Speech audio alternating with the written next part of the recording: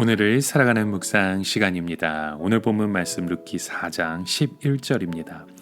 성문에 있는 모든 백성과 장로들이 이르되 우리가 증인이 되나니 여호와께서 내 집에 들어가는 여인으로 이스라엘의 집을 세운 라헬과 레아 두 사람과 같게 하시고 내가 에브라스에서 유력하고 베들레헴에서 유명하게 하시기를 원하며. 여러분, 하나님께서 하시는 일은 모든 사람의 눈에도 아름답게 보이는 법입니다. 베들레헴 사람들은 먼저 룻에게 최고의 축복을 해줍니다. 그것은 룻이 이스라엘의 어머니 라헬과 레아처럼 되기를 원한다는 것이죠. 라헬과 레아는 야곱의 두 아내로서 이들로부터 이스라엘의 12 아들이 태어났습니다. 베들레헴 사람들은 이방 여자 룻에게 이스라엘의 어머니가 되라고 축복했던 것입니다. 즉 라헬과 레아는 육적인 이스라엘의 어머니였다면 룻은 이제 영적인 이스라엘의 어머니가 될 것이라는 뜻이죠. 중요한 것은 바로 이 영적인 어머니입니다. 우리에게는 육적인 자녀를 많이 낳는 것도 큰 축복입니다. 그러나 더 중요한 것은 영적인 자녀를 많이 낳아서 훌륭하게 키우는 것입니다. 우리가 말씀을 가르쳐서 생기는 자녀들은 모두 영적인 자녀들입니다. 우리 육신의 자녀는 우리의 모든 육적인 조건을 물려받기 때문에 더 좋은 것 같지만 실제로는 영적인 자녀가 더 중요한 것을 물려받게 됩니다. 그것은 바로 하나님의 말씀이요 믿음입니다. 성경은 아브라함에게 두 자녀가 있는데 이스마엘은 육신의 자녀요 이삭이 말씀의 자녀라고 했습니다. 결국 이삭이 아브라함의 모든 축복을 상속하는 사람이 된 것입니다.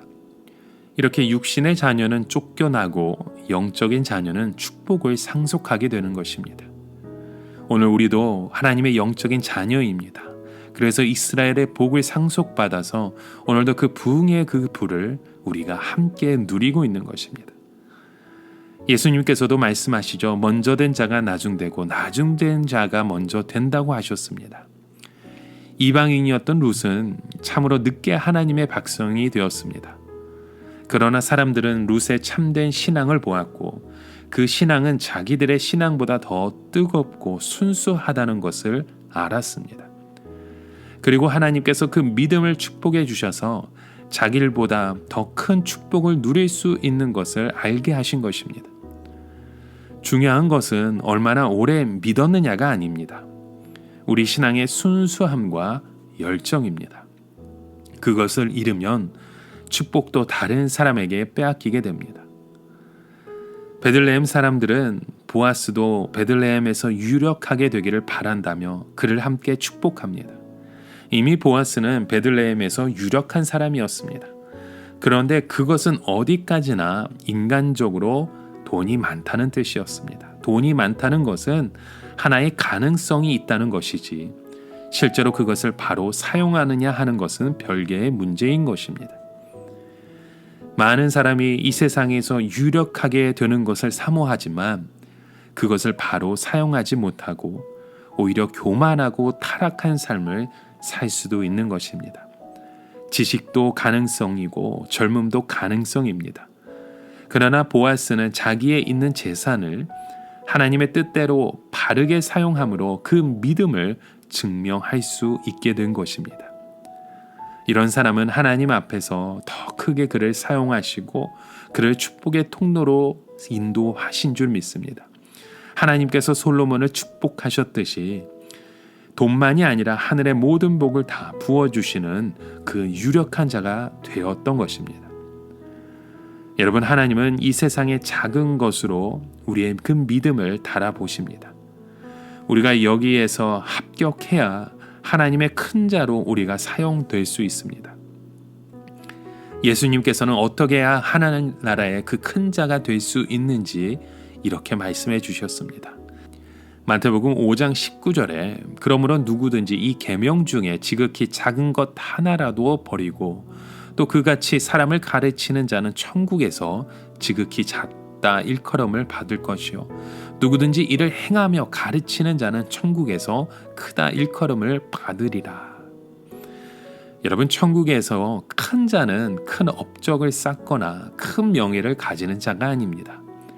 바로 하나님의 말씀에 최선을 다해서 헌신하고 지키려고 애쓰는 자가 천국에서 큰 자가 되는 것입니다.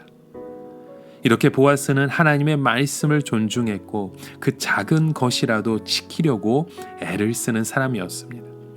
여기서 작은 것이라고 하는 것은 그에게 손해보는 일이었고 누가 알아주지도 않는 것이었으며 귀찮은 것이었습니다.